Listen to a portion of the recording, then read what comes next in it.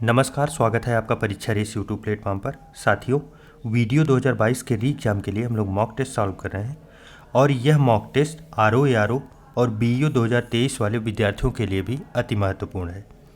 इसमें जीएस के 50 प्रश्न हम लोग समाहित किए हैं करंट अफेयर को शामिल करते हुए। आज यह सेट 5वां है। अब तक हम लोगों ने 4 सेट कंप्लीट कर लिए हैं।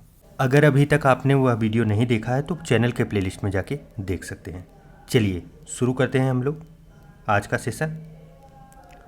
आज का पहला प्रश्न है, मेगस्थनीज जिन्होंने भारत के बारे में प्रसिद्ध ग्रंथ इंडिका लिखी थी, वह मूल रूप से किस देश के निवासी हैं।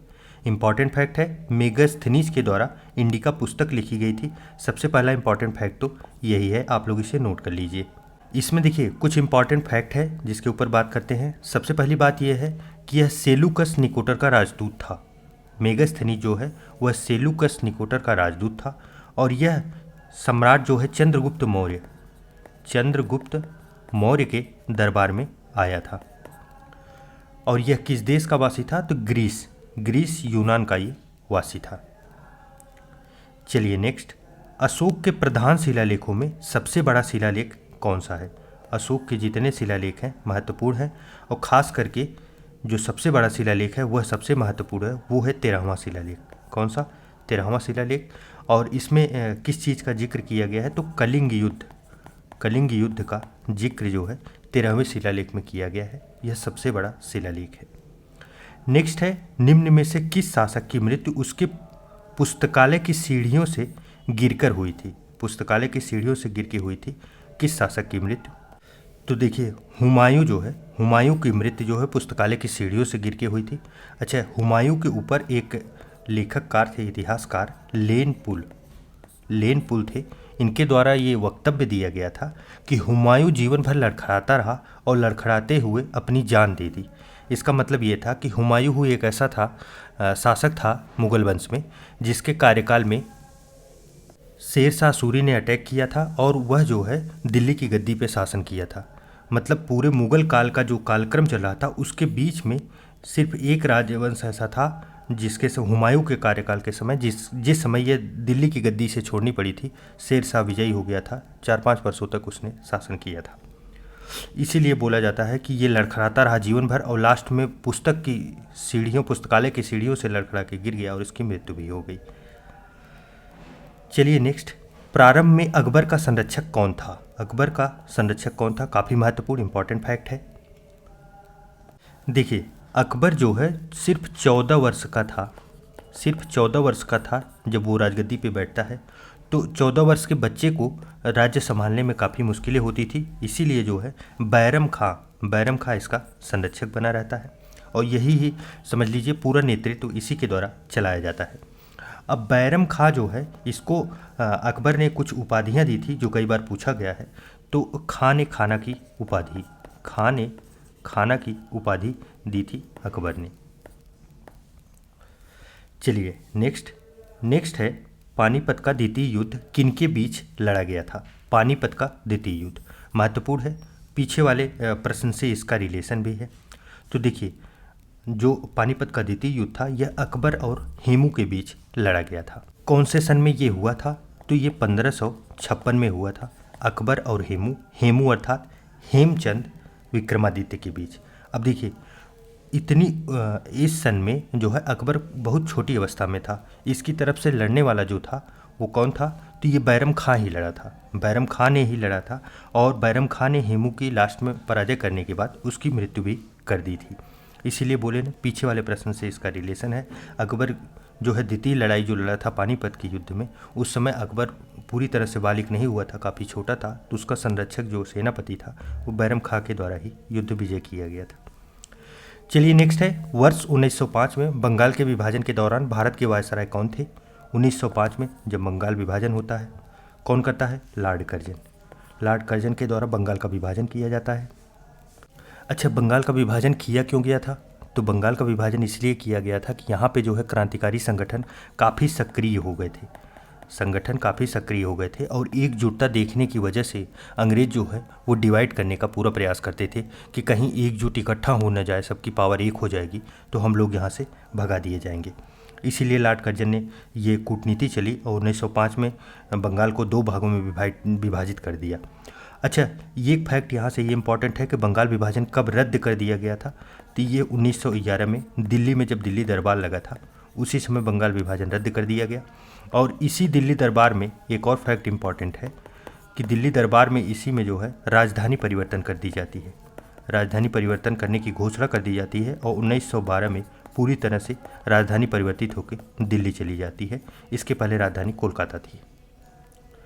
चलिए नेक्स्ट है, अंग्रेजों के खिलाफ भारतीय सैनिकों द्वारा पहला बड़े पैमाने पर विद्रोह विल्लोर विद्रोह। विल्लोर विद्रोह किस वर्ष हुआ था? देखिए, विल्लोर विद्रोह कब होता है, तो इसका सन जो था ये 1806 में होता है। अच्छा, उस समय जो है वायसराय किसका शासनकाल रहता है, तो ये जॉर्ज बार्ले के कार्यकाल में होता है। अच्छा, इसका कारण क्या था, तो कारण ये था कि जो सिपाही थे, सिपाही अपने धार्मिक जो है धार्मिक चिन्ह का प्रयोग करते थे अपने की सामग्री थी या युद्ध के समय। जैसे होता नहीं कि लड़ाई के समय कोई अगर हिंदू है तो जय बजरंगबली करके लड़ेगा, बाकी सब अपने अपने धर्म का नाम लेके लड़ेंगे। तो ये सब चीज़ें उसके साथ कुछ अपना चिन्ह भी लेते हैं, माथे पे तिलक टीका लगाते हैं, इसका प्रयोग करते थे। तो उसको रोकने का प्रयास किया गया था, इसी वजह से ये विल्लोर विद्रोह हुआ था। चलिए नेक्स्ट, मेरठ छावनी में 1857 के सैनिक विद्रोह की शुरुआत कब हुई थी? 1857 का सैनिक विद्रोह, अर्थात जिसे 1857 की क्रांति भी कही जाती है। देखिए, इसकी शुरुआत जो होती है सैनिक विद्रोह की वह 10 मई 1857 को होती है। अच्छा, ये विद्रोह हुआ क्यों था? तो हुआ इसलिए था कि चर्बी वाला कारतूस का प्रयोग किया जाता था। उसी समय नया नया इनफील्ड राइफल एक आई थी बंदूक, जिसमें जो है चर्बी वाले कारतूस का प्रयोग किया जा रहा था। और उस चर्बी वाले कारतूस में ये अफवाह फैल गई। अफवाह क्या, उसमें कुछ सच्चाइयाँ भी थी, तभी अफवाह फैलती थी कि जो उसका कारतूस बना था, कारतूस को लॉक करने के लिए चर्बी का जो है प्रयोग किया जाता था। अब यह माना जाता है कि यह चर्बी में जो है वो सूअर, पिग के मांस का प्रयोग किया गया है और दूसरा जो है गाय के मांस का प्रयोग करके इस कारतूस को सील किया गया है। अब इस सील को जो है अपने मुख से खोलना होता था। तो अब इसमें क्या हुआ कि हिंदू धर्म वाले गाय से वर्जित थे और मुस्लिम भाई जो थे वो सूअर से वर्जित थे। तो इन्होंने सबने मिलके संग्राम फैला दिया कि नहीं, हम नहीं इस्तेमाल करेंगे। इसी वजह से इतना बड़ा संग्राम हुआ। मंगल पांडे जब मना करते हैं तो उनको जो है प्रताड़ना दी जाती है और प्रताड़ना की वजह से वो क्रोधित हो जाते हैं और एक अंग्रेज की जान ले लेते हैं, अंग्रेज अधिकारी की, और इसी वजह से उन्हें जो है फांसी पर लटका दिया जाता है। यहीं से क्रांति की पूरी शुरुआत हो जाती है। चलिए नेक्स्ट है, लोकसभा के पहले स्पीकर कौन थे? लोकसभा के पहले स्पीकर कई बार परीक्षाओं में आया भी है। देखिए, जो लोकसभा के पहले स्पीकर थे वो थे जीवी मावलंकर। जीवी मावलंकर जी थे पहले स्पीकर। इंपॉर्टेंट फैक्ट है, कई बार परीक्षाओं में आ चुका है। अच्छा, दूसरा फैक्ट ये है कि पहले उपाध्यक्ष कौन थे? उपाध्यक्ष कौन थे, जिसे वाइस स्पीकर भी कहा जा सकता है? तो एम अनंत अय्यर थे, ये पहले उपाध्यक्ष थे। आप लोग इन्हें भी याद रखिए क्योंकि यहाँ से भी प्रश्न बनाए जा सकते हैं। नेक्स्ट देखिए, यह भी लोकसभा अध्यक्ष से बनाया गया प्रश्न है कि लोकसभा अध्यक्ष का कुल कार्यकाल सर्वाधिक किसका रहा? किसने सर्वाधिक समय तक कार्यकाल किया? देखिए, सबसे अधिक समय तक अगर बात की जाए तो 7वीं लोकसभा और 8वीं लोकसभा के लिए डॉक्टर बलराम जाखड़ थे। ये काफ़ी महत्वपूर्ण है क्योंकि ये जो है ये 1980 से लेके 1989 तक कार्यकाल इनका रहता है। काफ़ी समय तक ये कार्यकाल अपना पूरा करते हैं, लगभग 9 वर्षों तक। अच्छा, एक फैक्ट इस समय इम्पॉर्टेंट है कि 17वां इस समय चल रहा है। 17वां जो है लोकसभा चल रही है और 17वें अध्यक्ष कौन है? तो ओम बिरला है, ओम बिरला। नेक्स्ट है, प्रत्येक 2 वर्षों के बाद राज्यसभा के कितने सदस्यगण सेवानिवृत्त हो जाते हैं? देखिए, राज्यसभा अनुच्छेद 80 में जिक्र किया गया है। कार्यकाल कितना होता है? 6 वर्ष का, 6 वर्ष का।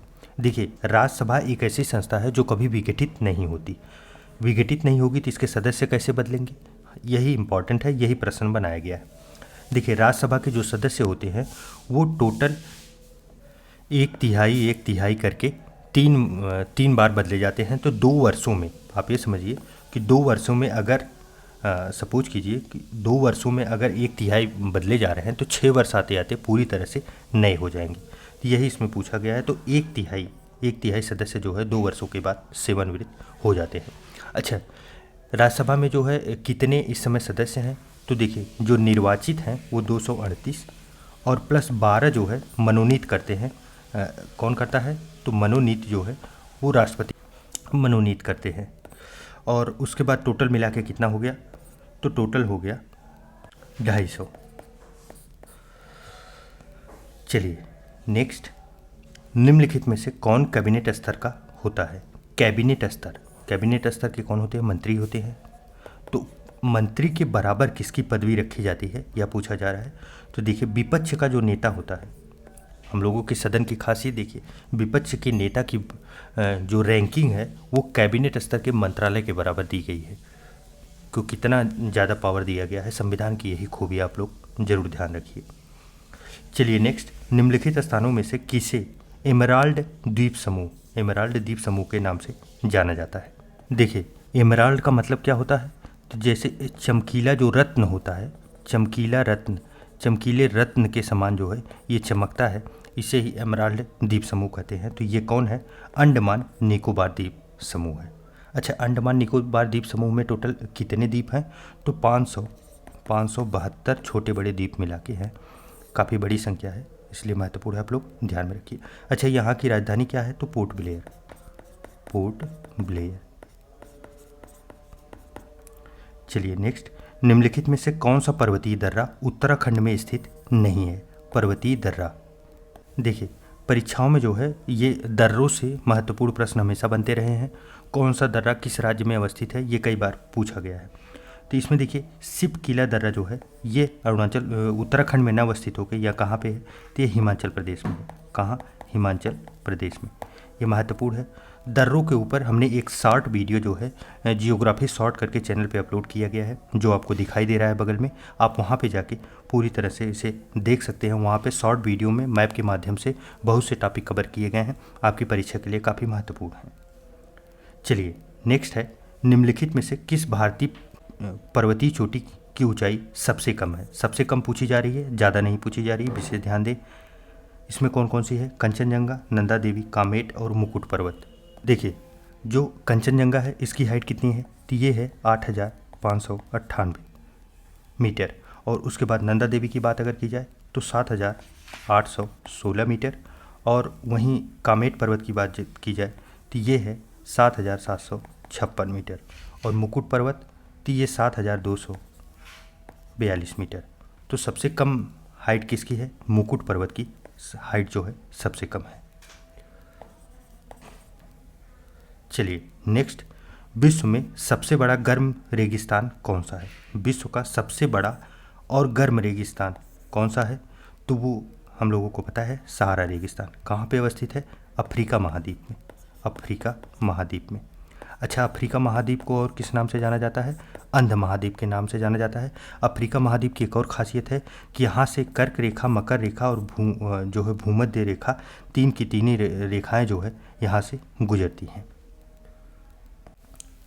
चलिए नेक्स्ट देखिए, देश दिए गए हैं और उनकी राजधानियाँ दी गई हैं। चलिए मैच कराते हैं। तंजानिया कहाँ है, तो तंजानिया की जो राजधानी है वो है डोडोमा। डोडोमा। उसके बाद फिर केनिया की नैरोबी है।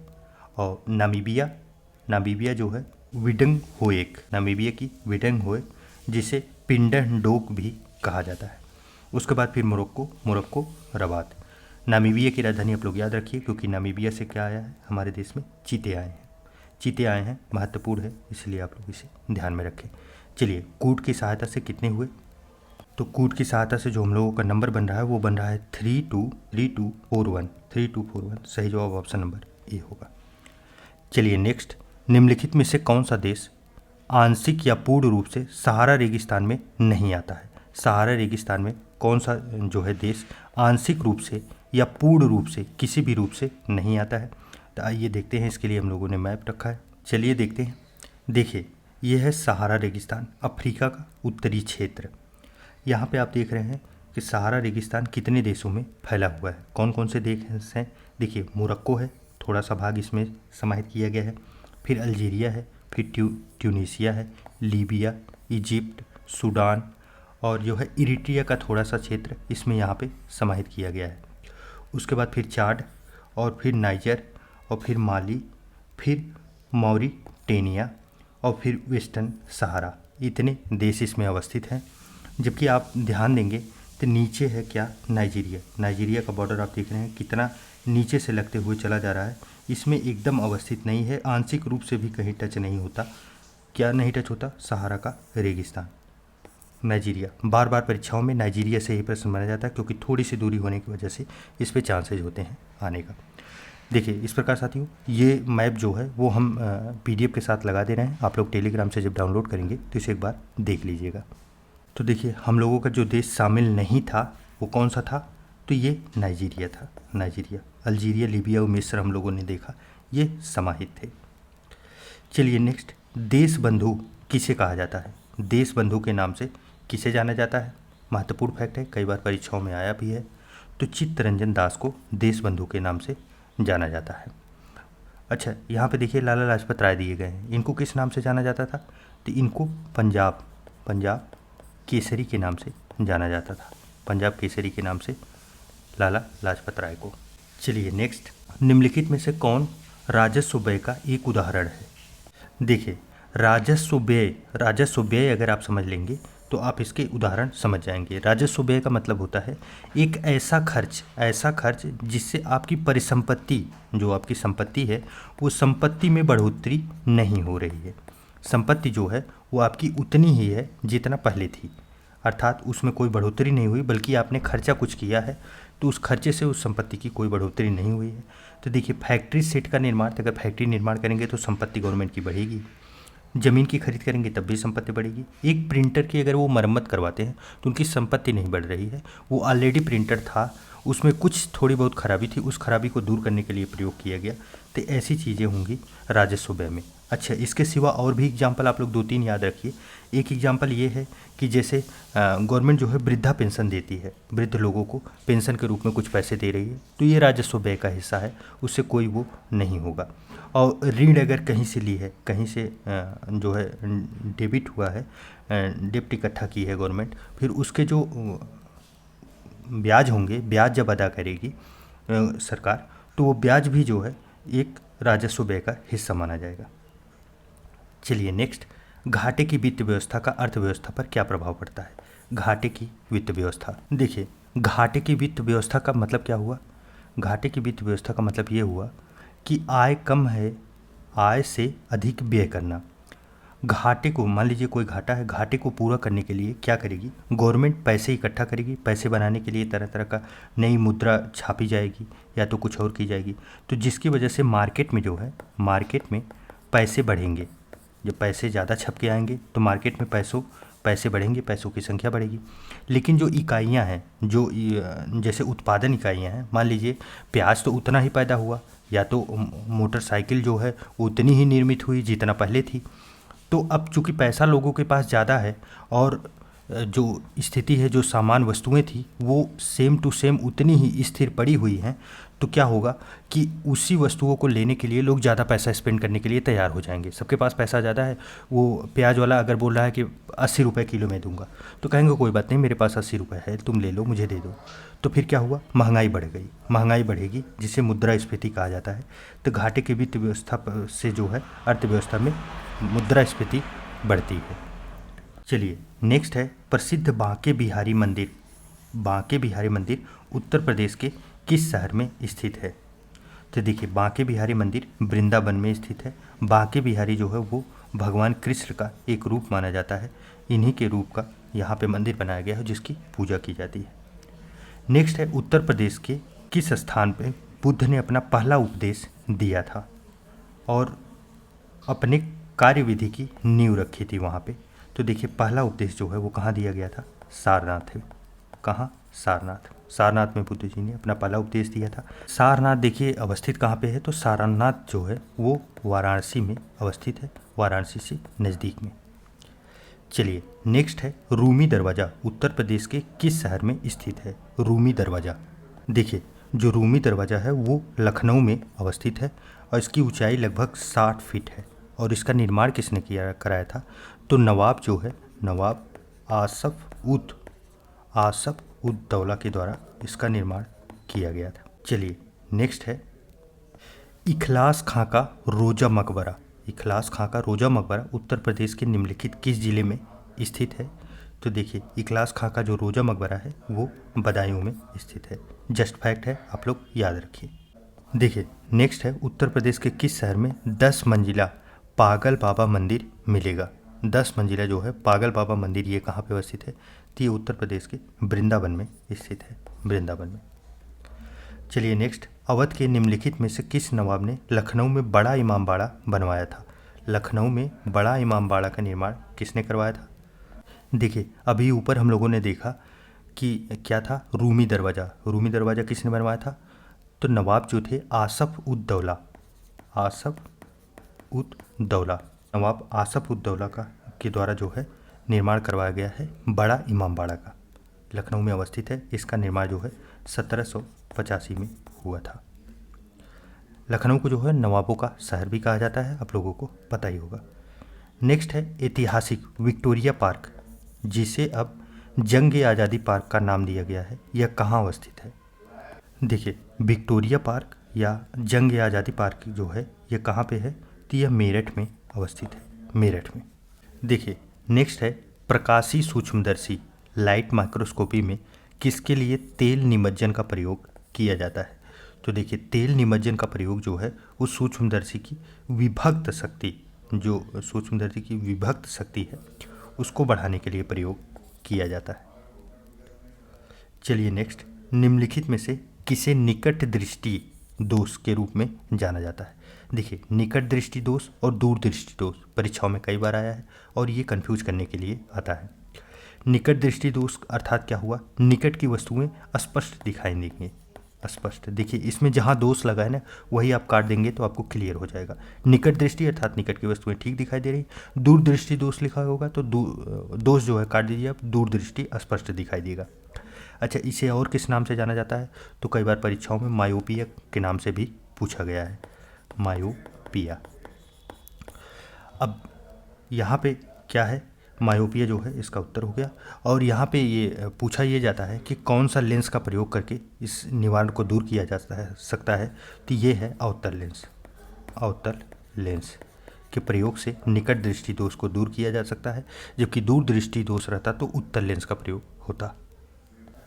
चलिए नेक्स्ट है जंग लगने पर लोहे का भार क्या होगा? अगर कोई लोहा है उसमें जंग लगता है तो लोहे का भार क्या होगा?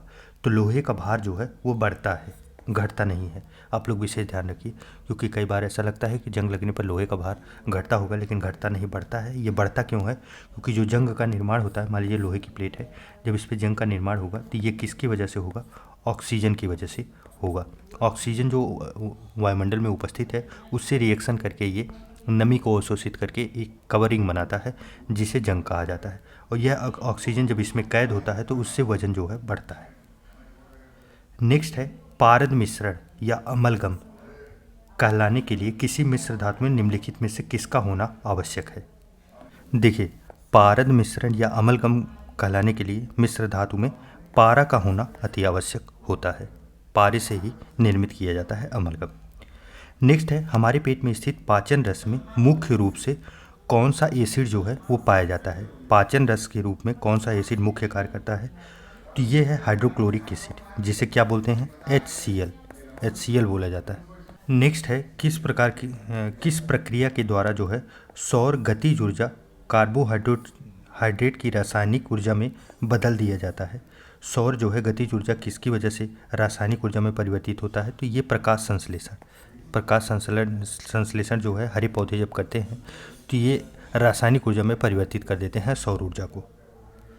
चलिए नेक्स्ट, नारंगी का फल प्रचुर स्रोत होता है। नारंगी का फल अर्थात ऑरेंज, ऑरेंज की बात की जा रही है। जो ऑरेंज होता है वो किस चीज़ के लिए प्रचुर मात्रा इसमें होती है? तो इसमें विटामिन जो है सबसे प्रचुर मात्रा में पाया जाता है। अच्छा, कौन कौन से विटामिन पाए जाते हैं? तो विटामिन A, E और B6 प्लस C विटामिन प्रचुर मात्रा में इसमें पाए जाते हैं।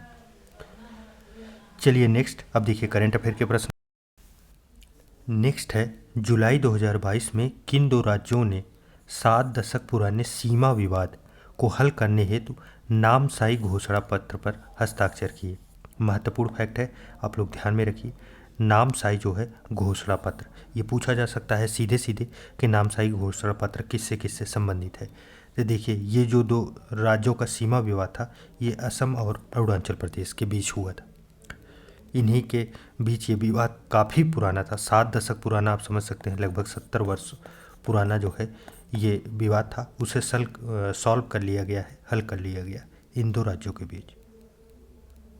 नेक्स्ट है, 15 अगस्त 2022 को किस संस्था संगठन ने स्वतंत्रता दिवस के अवसर पर पृथ्वी से लगभग 30 किलोमीटर ऊपर आसमान में भारतीय ध्वज फहराया? भारतीय ध्वज फहराया, यह किसके द्वारा किया गया? यह स्पेस किड्स इंडिया के द्वारा किया गया है। स्पेस किड्स इंडिया के द्वारा 30 किलोमीटर ऊपर जो है भारतीय ध्वज फहराया गया। अच्छा, ये स्पेस किड्स इंडिया है क्या? तो भारत में जो है नवयुवक जो है वो रुझान दिखाएं अपना, खास करके स्पेस में, इसीलिए ये इसकी स्थापना की गई है कि छोटे छोटे बच्चे अपना एक मिसाइल निर्माण करते हैं और इसरो की मदद से इसे भेजा जाता है।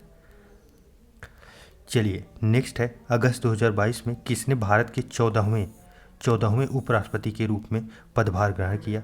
वेरी वेरी इंपॉर्टेंट है, आप लोग विशेष ध्यान रखिए। यह कौन विजेता हुए उपराष्ट्रपति, इस समय कौन बन गए हैं? तो ये हैं जगदीप धनखड़ जी। जगदीप धनखड़ जी, इससे पहले ये क्या थे? तो ये राज्यपाल थे। राज्यपाल कहाँ के थे? तो ये वेस्ट बंगाल के राज्यपाल थे। अच्छा, एक फैक्ट यहाँ पे ये बन सकता है कि ये किसको पराजित किए हैं? तो ये पराजित किए हैं मार्गरेट अल्वा को। अच्छा, किसके स्थान पर आए हैं? तो वो वेंकैया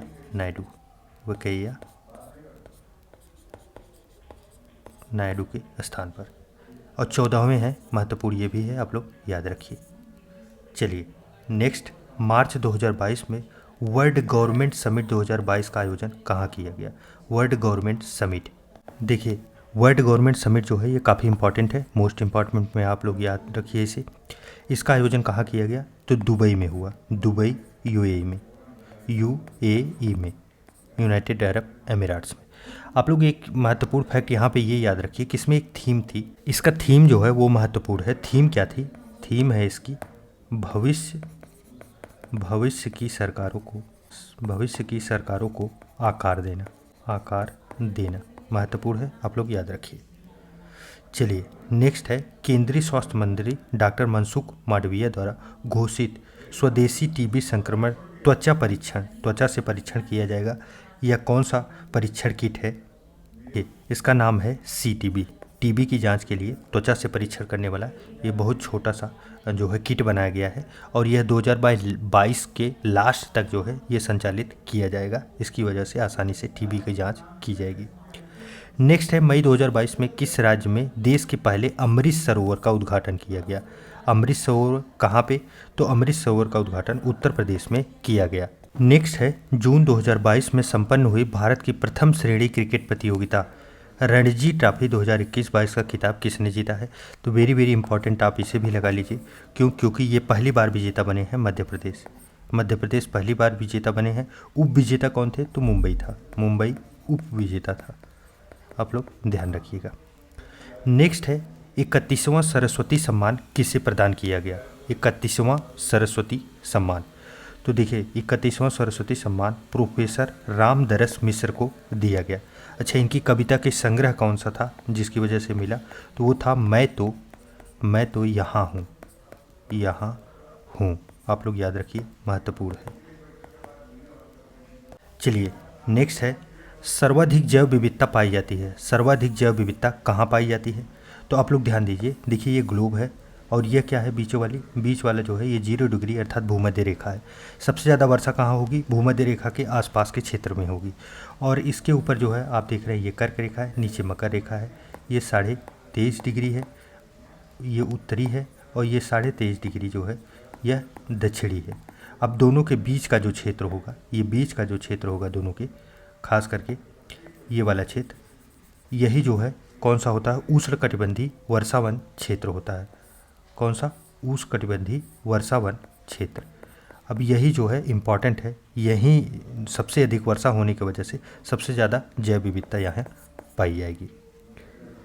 चलिए, नेक्स्ट है, गैस जो धान के खेत में उत्सर्जित होती है तथा भूमि के तापमान में वृद्धि करती है, अर्थात ग्लोबल वार्मिंग में जो है पार्टिसिपेट करती है। ग्रीन हाउस गैस है। तो वह कौन सी गैस है? तो वो है मीथेन। देखिए, अगर धान के खेत की गैस की बात की जाए, या तो कोयले की खान से निकलने वाली गैस बात की जाए, या तो वो होते हैं पशु जब जुबाली करते हैं, जुबाली जब वो करेंगे तो जुबाली से निकलने वाली गैस बात की जाए तो सब मीथेन ही होगा। चलिए साथियों, इस प्रकार हम लोगों का आज का टेस्ट श्रृंखला जो है वो समाप्त हुआ। आपके कितने सही हुए कमेंट करके ज़रूर बताइएगा। ये वीडियो आपको कितना हेल्पफुल हो रहा है, एक कमेंट और सुझाव ज़रूर दीजिएगा। चलिए मिलते हैं एक नए वीडियो में, तब तक के लिए ढेर सारा प्यार। नमस्कार।